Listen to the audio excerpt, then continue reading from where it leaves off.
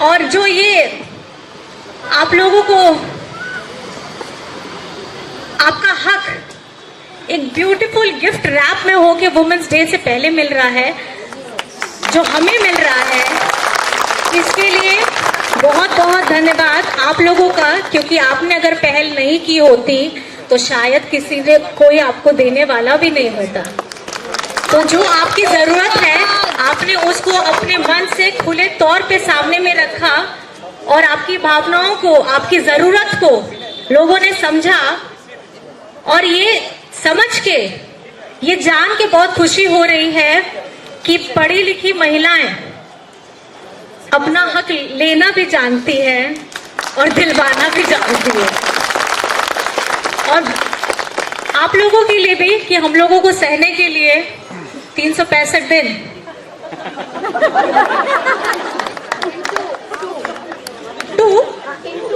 अच्छा 2 गुना सहने के लिए आप लोगों को भी बहुत बहुत धन्यवाद। क्योंकि आपकी सहन शक्ति भी बहुत कमाल की है, जिसकी कल्पना कोई नहीं कर सकता।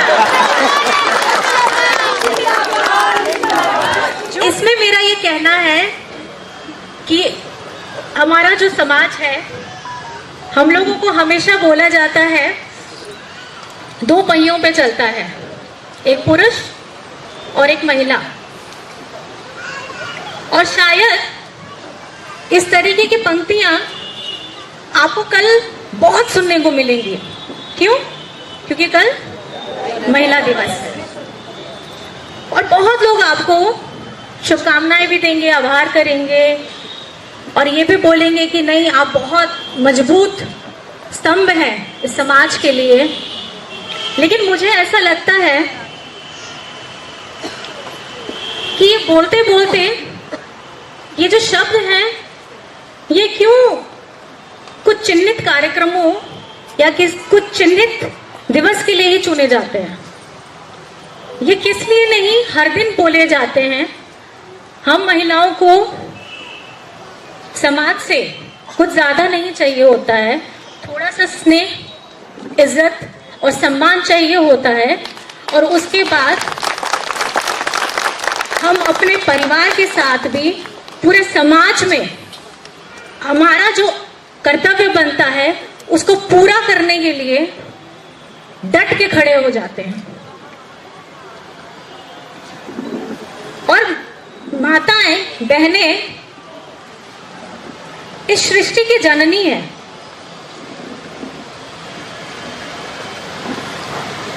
अगर आप लोग देखें, बुरा मत मानिएगा आप लोग, मेरा भी बेटा है, 2 बेटे हैं, उसकी जननी मैं, हम 2 बहनें हैं, उसकी जननी माँ। तो हमसे ही संसार बढ़ा है। इसमें ये चीज हमेशा हमेशा ध्यान रखिएगा कि आप कमजोर कभी नहीं हैं। जितनी विपत्तियां आए, जितनी भी तकलीफें आए,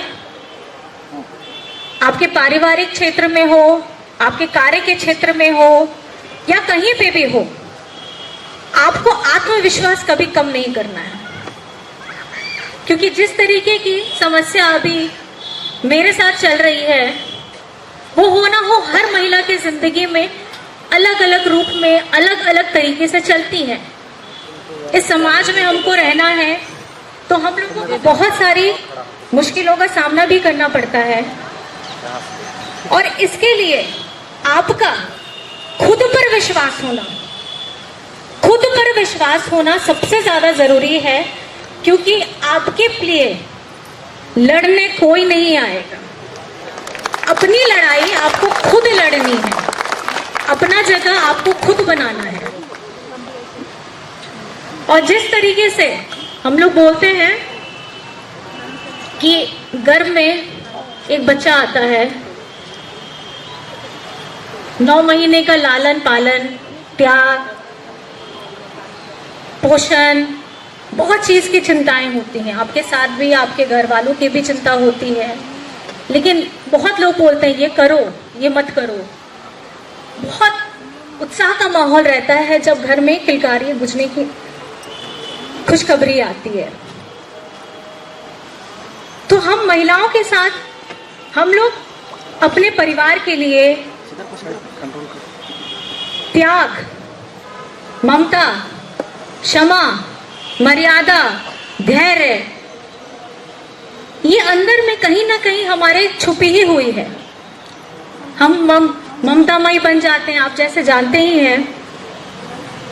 कोई छेड़ेगा तो छोड़ते नहीं हैं, कभी काली का रूप बन जाते हैं, तो कभी एकदम ममतामयी रूप हो करके अपने बच्चे को भी नहीं, किसी और के बच्चे के लिए भी वही एक दुलार, वही एक अपनापन हमेशा जागता है।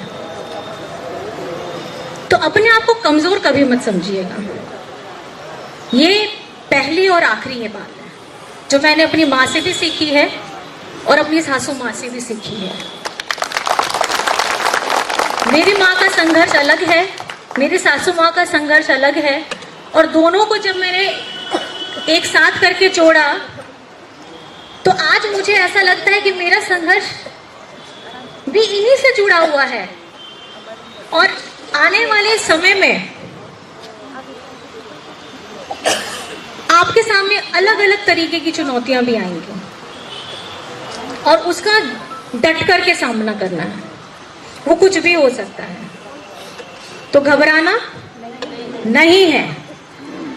आत्मविश्वास 100% के ऊपर, कमजोर पड़िए, हक बनता है, लेकिन कमजोर बन करके वहां रुक मत जाइएगा। एक कदम हमेशा जरूर आगे बढ़ाइएगा कि किस तरीके से ये तकलीफ हो ना हो, आप बाहर निकलिए, आपको अपनी तकलीफ दूसरों से कम नजर आएगी। हम बंद कमरे में रहेंगे, कुछ तकलीफ है, ये लगता है कि दुनिया की सारी तकलीफ मेरे सर पे फूट गई, सब दुखी हो गए। मुझे भी ये महसूस हुआ पिछले 1 महीने में। लेकिन जब मैं बाहर में गई, लोगों के साथ मिली, तब मुझे ये महसूस हुआ कि ये दर्द अकेला मेरा नहीं है, ये दर्द पूरे उन झारखंड वासियों का है जो आपके हेमंत दादा को दादा, बेटा, भैया इस प्यार से उन्हें बुलाते थे। मुख्यमंत्री मुख्यमंत्री करके नहीं बुलाते थे। तो वो जो दादा है वो आपके दिल में बसते हैं।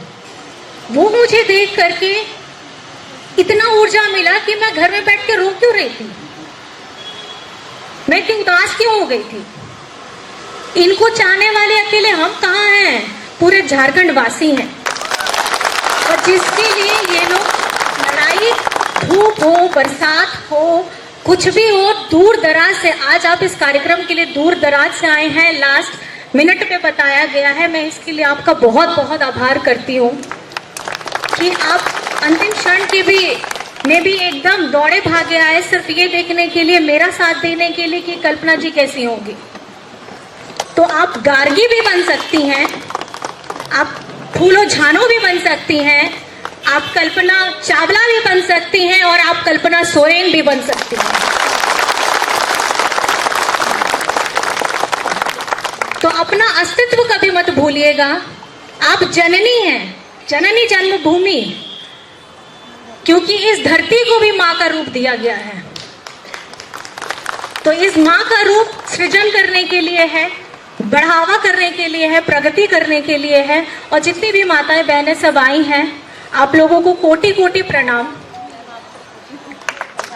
और बहुत मुझे खुशी हो रही है कि ये सौभाग्य झारखंड सरकार,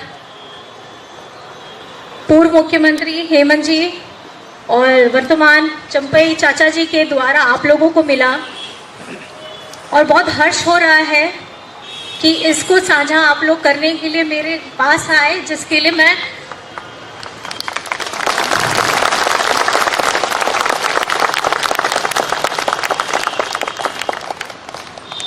और सबसे ज्यादा ये कि सरकारी व्यवस्था में तो चलिए आप लोगों को ये मिल गया।